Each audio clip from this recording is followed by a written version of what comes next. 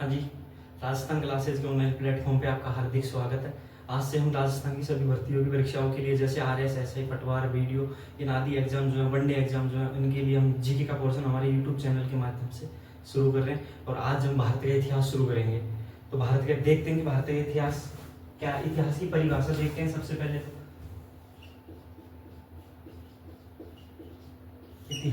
इतिहास जो है वो दो शब्दों से मिलकर बना है। एक है इति और दूसरा है हास। इति का मतलब होता है ऐसा और हास का मतलब है हुआ, होगा। ये यानी कि अनुमान लगाया जाता है कि इतिहास में ऐसा, अतीत में ऐसा हुआ होगा। तो इतिहास शब्द का जो मीनिंग है ये है। अब इतिहास की परिभाषा देखते हैं। परिभाषा क्या है कि इतिहास की परिभाषा है कि अतीत की घटित घटनाओं का साक्ष्यों के आधार पर अध्ययन करना क्या कहलाता है? इतिहास कहलाता है। अतीत की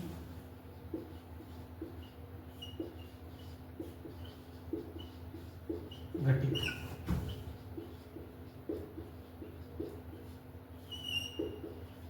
घटनाओं का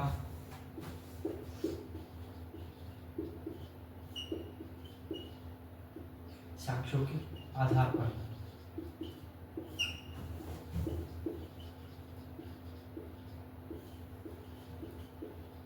अध्ययन करना क्या कहलाता है? इतिहास कहलाता है। इतिहास हमने देखा कि इतिहास दो शब्दों से मिलकर बना है। एक है इति और एक है हास। इति का मतलब होता है ऐसा और हास का मतलब है हुआ, होगा। परिभाषा क्या है? अतीत की घटित घटनाओं का साक्ष्यों के आधार पर अध्ययन करना क्या कहलाता है? इतिहास कहलाता है। हम देखते हैं कि इतिहास शब्द सबसे पहले जो है हेरोडोटस ने दिया था। हेरोडोटस ने दिया था अपनी पुस्तक हिस्टोरिका में।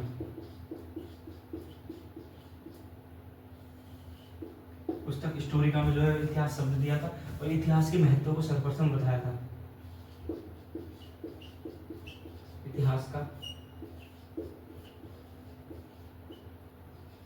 महत्व बताया था। इस आधार पर रोमन दार्शनिक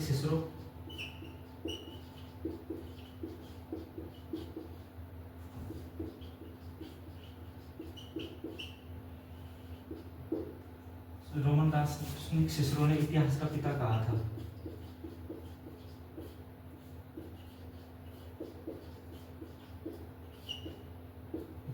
इतिहास का पिता कहा था। हमने देखा कि इतिहास दो शब्दों से मिलकर बना है। एक है इति और दूसरा हास। इति का मतलब होता है ऐसा हो और हास का मतलब है हुआ, होगा।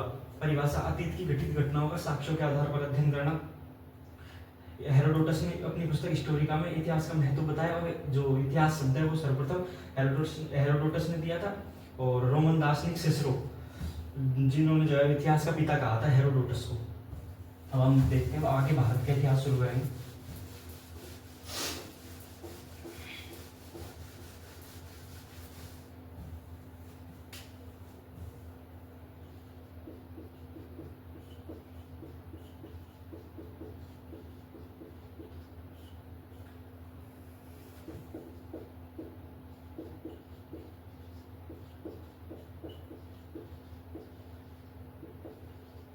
भारत का इतिहास, हम भारत का इतिहास शुरू करेंगे। भारत का इतिहास जब हम पढ़ते हैं तो उसको तीन भागों में बांट के पढ़ते हैं। तो हम देखते हैं कि भाग कौन कौन से। पहला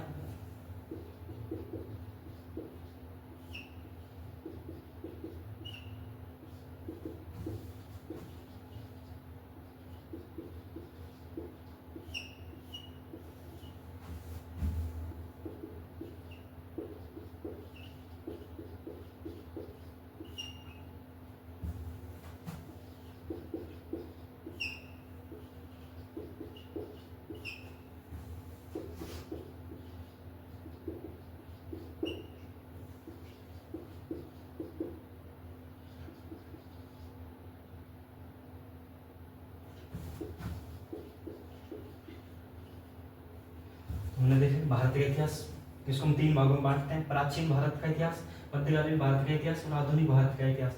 मॉडर्न जो history of modern India, history of medieval India, history of modern India, history of ancient India, history of medieval India, history of modern India. तो हम इसको तीन भागों में बांट के पढ़ते हैं और इसका जो टाइम पीरियड है वो भी देख लेते हैं। ये जो प्राचीन भारत का इतिहास है वो प्रारंभ से 712 एडी, और जो मध्यकालीन भारत का इतिहास है वो है 712 से 1707 एडी, और जो आधुनिक भारत का इतिहास है वो 1707 से अब तक। हमने देखा कि भारत का इतिहास हम उसको 3 भागों में डिवाइड करते हैं, प्राचीन भारत का इतिहास, मध्यकालीन भारत का इतिहास और आधुनिक भारत का इतिहास। History of ancient India, history of medieval India, history of modern India. Time period प्रारंभ से 712 एडी, 712 एडी से 1707 एडी, 1707 एडी से अब तक। अब हम प्राचीन भारत का इतिहास शुरू करेंगे।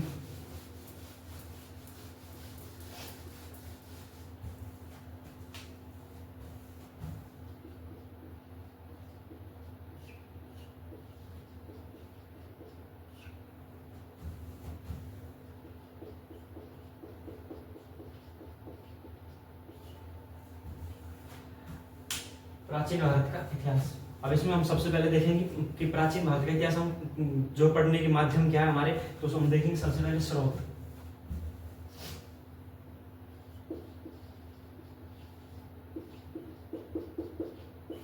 स्रोत 2 प्रकार के होते हैं, एक है पुरातात्विक स्रोत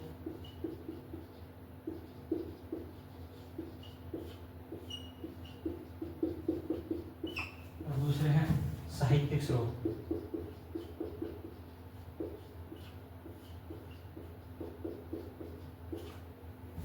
पुरातात्विक स्रोत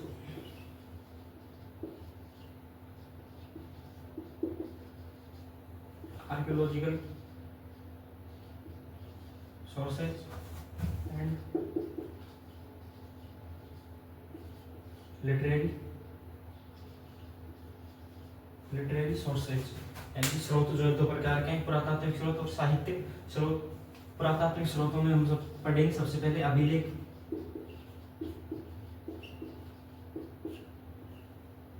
उसके बाद हम पढ़ेंगे सिक्के,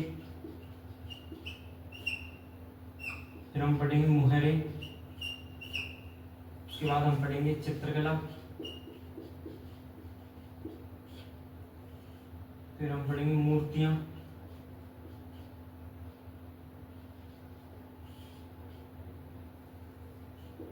इस पुरातात्विक स्रोत जो है उनमें हम अभिलेख पढ़ेंगे, सिक्के पढ़ेंगे, मुहरे पढ़ेंगे, चित्रकला पढ़ेंगे और मूर्तियां देखेंगे।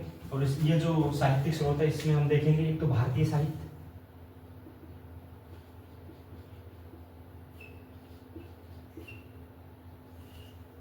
एक हम देखेंगे विदेशी स्रोत। 2 प्रकार के हैं, पुरातात्विक स्रोत और साहित्यिक स्रोत। पुरातात्विक स्रोत में हम देखेंगे सबसे पहले अभिलेख, सिक्के, मुहरे, चित्रकला और मूर्तियां। और साहित्यिक स्रोत में हम देखेंगे भारतीय साहित्य और विदेशी साहित्य।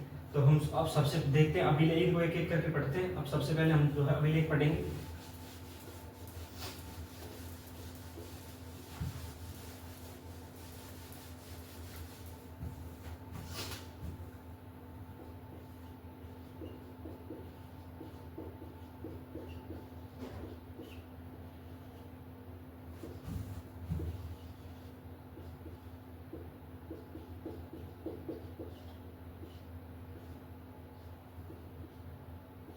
अभिलेख, अभिलेख यानी इंस्क्रिप्शन। अभिलेख का जो अध्ययन होता है वो कहलाता है एपिग्राफी।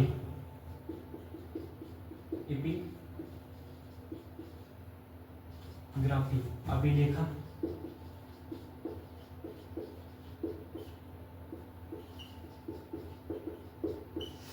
अभिलेखा शास्त्र। अध्ययन का अभिलेखों का अध्ययन एपिग्राफी, अभिलेखा शास्त्र कहलाता है। अभिलेख जो है हमें पाषाण शिलाओं,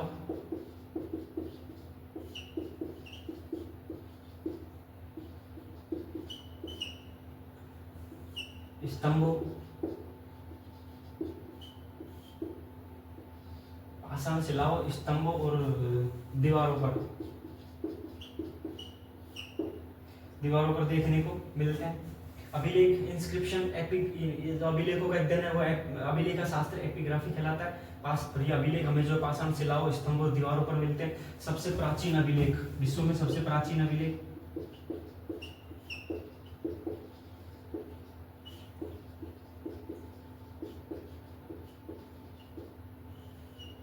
ये जो अभिलेख है वो है बोगजकोई अभिलेख।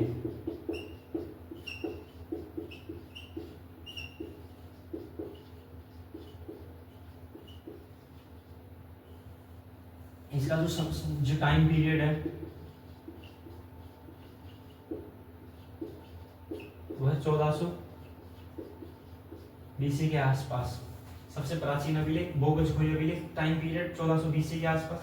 इसमें 4 वैदिक देवताओं की जानकारी मिलती है, जैसे इंद्र, मित्र, वरुण एंड नास्ति। हमने अभिलेख शुरू किया। अभिलेख में हमने देखा कि इसका जो अध्ययन है वो अभिलेख शास्त्र एपिग्राफी कहलाता है।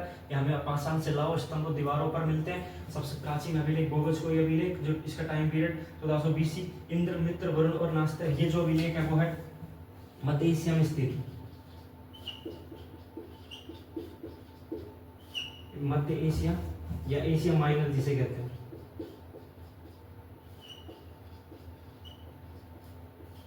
एशिया माइनर में स्थित है। अब देखते हैं भारत में अभिलेखों की स्थिति।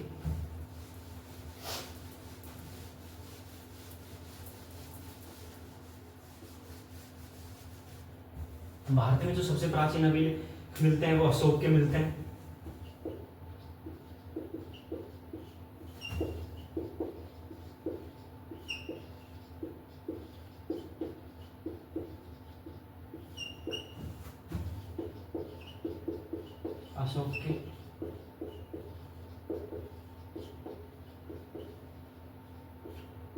अशोक के अभिलेख ये सबसे जो ये 300 बीसी के आसपास के मिलते हैं।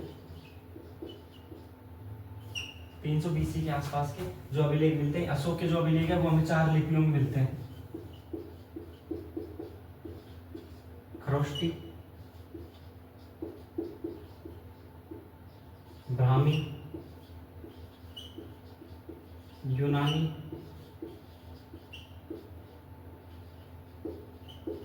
अरामाइक। इन 4 लिपियों में ये मिलते हैं। ये नॉर्थ वेस्ट का जो क्षेत्र था, इनमें उत्तर पश्चिम का जो क्षेत्र था उसमें खरोष्टी लिपि मिली। ये सबसे प्राचीन लिपि थी।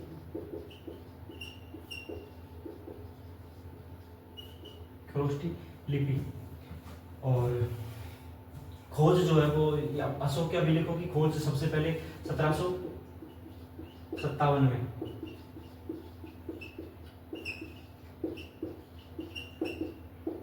एथेन थैलर ने की थी। और इनको जो सर्वप्रथम इनको जो पढ़ा था वो 1837 में पढ़ने में जो सफलता पाई थी वो पाई थी जेम्स प्रिंसेप ने।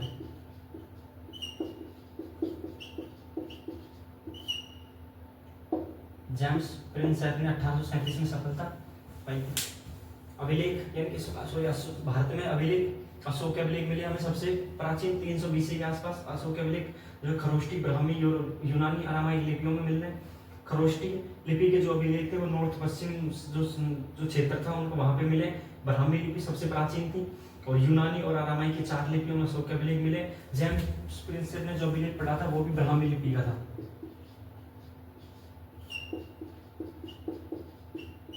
ब्राह्मी लिपि का जो अभिलेख था उसको पढ़ने में सफलता पाई थी। और देखते हैं आगे।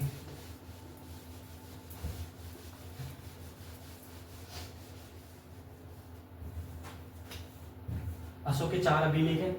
मास्की,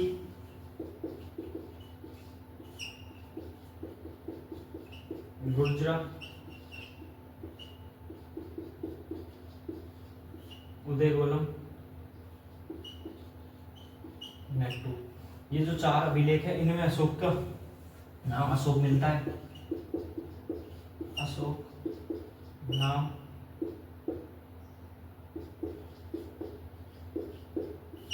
अन्य जो अभिलेख है उनमें अशोक का नाम देवनाम प्रियदर्शी मिलता है। अन्य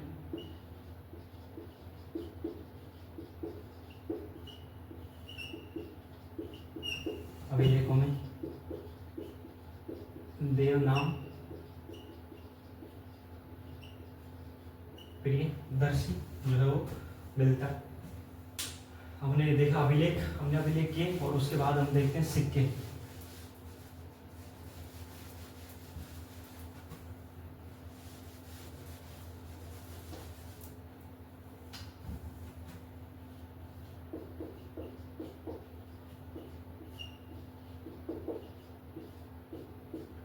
सिक्के। सिक्कों से जो जानकारी मिलती है वो है शासक का नाम, उसका वंश,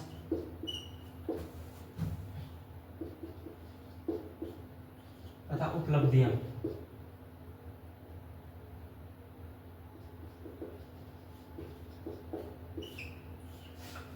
शासक का नाम, वंश तथा उपलब्धियां। प्राचीन काल के जो सिक्के होते थे वो होते थे तांबे के,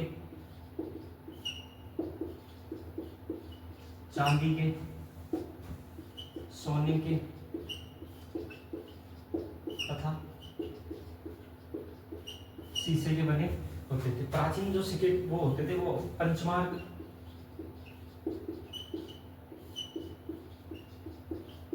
पंचमार्क या आहत सिक्के कहलाते थे, जिन्हें ठप्पा मारकर बनाया जाता था।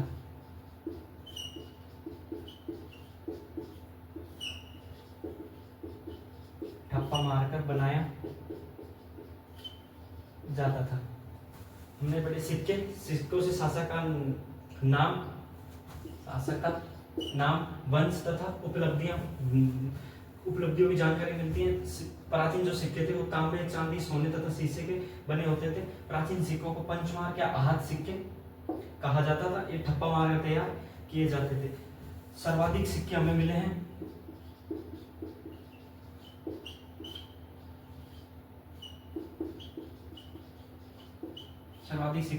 मौर्योत्तर काल के।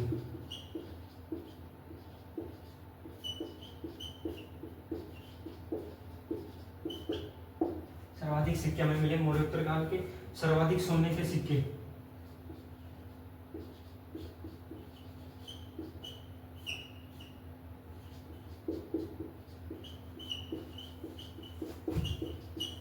सर्वाधिक सोने के सिक्के गुप्त काल में। सर्वाधिक शीशे के सिक्के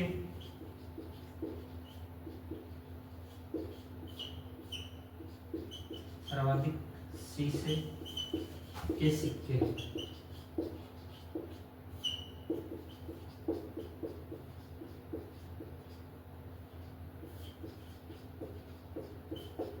सातवाहन काल। हमने देखे कि सिक्कों से शासक का नाम, वंश तथा उसकी उपलब्धियों की जानकारी मिलती है। जो प्राचीन सिक्के होते थे वो तांबा, चांदी, सोने तथा शीशे के बने होते थे। पंचमार्क और आहत सिक्के कहलाते थे, जिन्हें ठप्पा मारकर तैयार किया जाता था। सर्वाधिक सिक्के हमें मौर्योत्तर काल के मिले। सर्वाधिक सोने के सिक्के गुप्त काल के थे। सर्वाधिक सिक्के शीशे के सिक्के सातवाहन काल के थे। और देखते हैं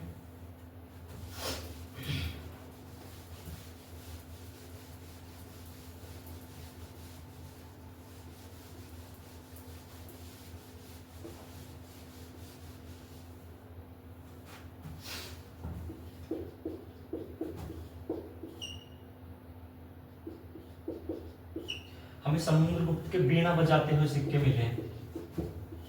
बीणा बजाते हुए सिक्के मिले हैं जिससे उसकी संगीत में रुचि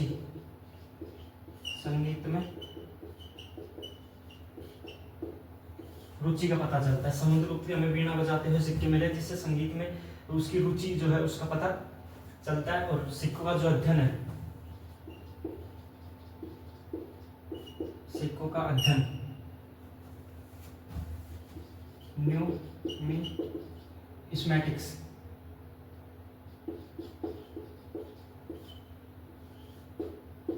सिक्कों का जो अध्ययन है वो न्यूमिस्मैटिक्स कहलाता है। समुद्रगुप्त के बीणा बजाते हुए सिक्के मिले जिससे संगीत में रुचि को दिखाते हैं। अध्ययन न्यूमिस्मैटिक्स कहलाता है। तो ये हो गए हमारे सिक्के। हमने पढ़े अभिलेख और सिक्के पढ़ लिए।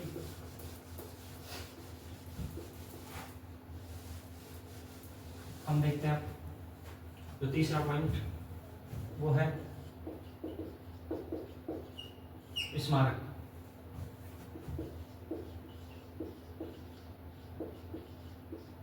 मॉन्यूमेंट्स। स्मारक के अंदर हम सबसे पहले पढ़ेंगे भवन, मंदिर, महल, स्मारक जिसमें हम देखते हैं भवन, मंदिर, महल और दुर्ग, जिसे हम बोलते हैं building, temple, palace and fort. ये चार चीजें देखेंगे। अगर ये हम ये चार चीजें पढ़ते हैं तो हमें स्थापत्य शैली का पता चलता है। स्थापत्य शैली का पता चलता है। कौन, जैसे उत्तर भारत,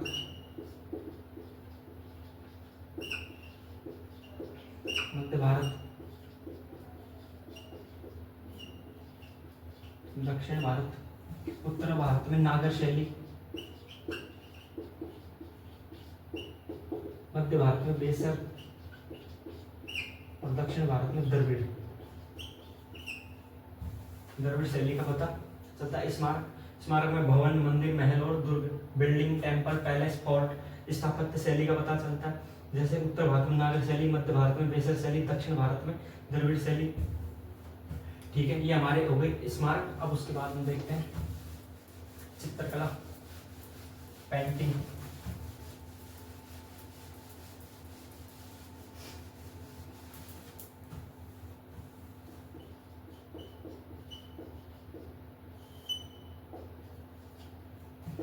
हमें अजंता एमपी में जगह पड़ती है, वहां से हम चित्र मिले हैं, वहां की गुफाओं से, कैव्स जो है वहां से चित्र मिले हैं। एक तो मरणासन राजकुमारी,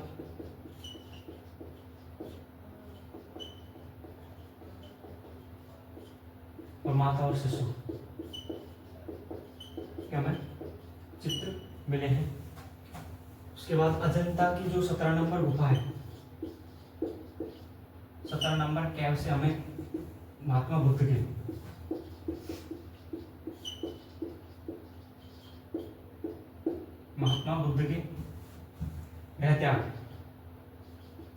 गृह त्याग से संबंधित चित्र मिले। इस कारण ये 17 नंबर गुफा जो है उसको भारतीय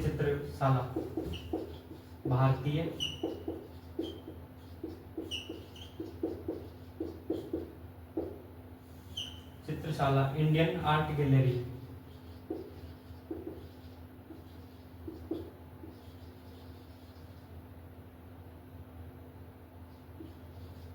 इंडियन आर्ट गैलरी कहा जाता है। चित्रकला हमने देखा कि अजंता से हमें वर्णासन राजकुमारी और माता एंड शिशु के चित्र प्राप्त हुए। अजंता की 17 नंबर जो गुफा है वहां से महात्मा बुद्ध के गृह त्याग से संबंधित चित्र मिले। इस कारण जो 17 नंबर गुफा है उसको भारतीय चित्रशाला, इंडियन आर्ट गैलरी कहा जाता है।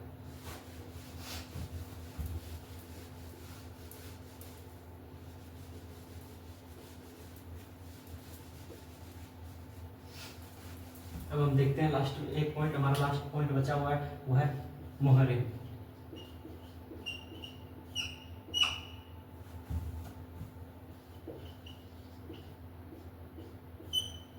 मोहरे जो हैं हमें सिंधु घाटी से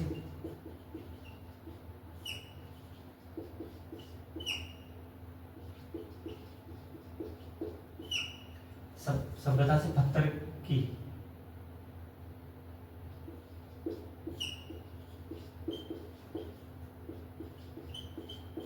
की मोहरे प्राप्त हुई है। सिंधु घाटी सभ्यता से हमें पत्थर की मोहरे प्राप्त हुई है, जो स्टेटाइट पत्थर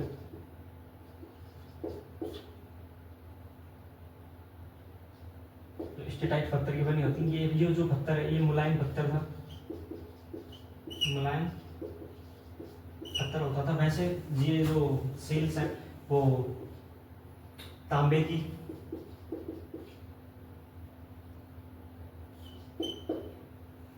और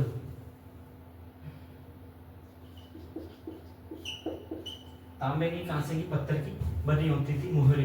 मोहरों से जो है वो धार्मिक, आर्थिक, राजनीतिक,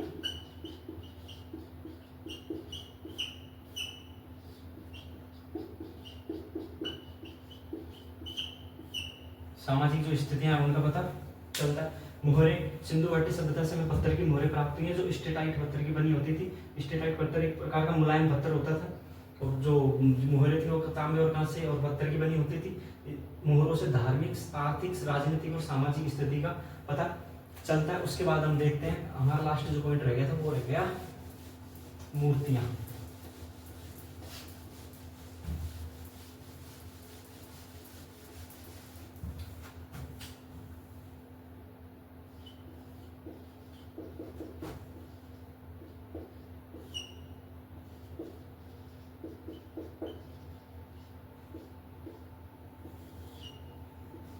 सिंधु घाटी सभ्यता से हमें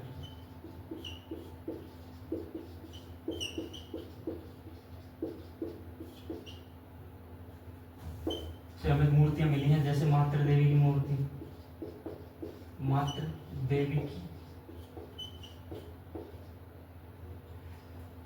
देवी की मूर्ति, पशुपतिनाथ की मूर्ति और नर्तकी की मूर्ति। सिंधु घाटी सभ्यता से हमें मूर्तियां मिली, मातृ देवी की मूर्ति, पशुपतिनाथ की मूर्ति, नर्तकी की मूर्ति। जो स्टैंडर्ड मूर्ति थी,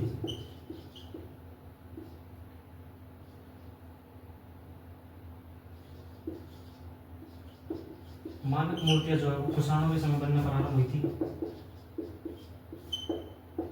कुषाणों के समय बनना प्रारंभ हुई थी, जिस पर विदेशी प्रभाव देखा गया, विदेशी प्रभाव, फॉरेन इम्पैक्ट देखा गया।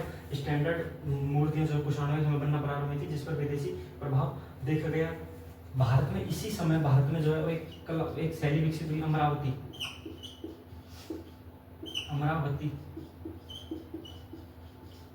शैली, जिस पर स्थानीय प्रभाव, पूर्णतः स्थानीय शैली,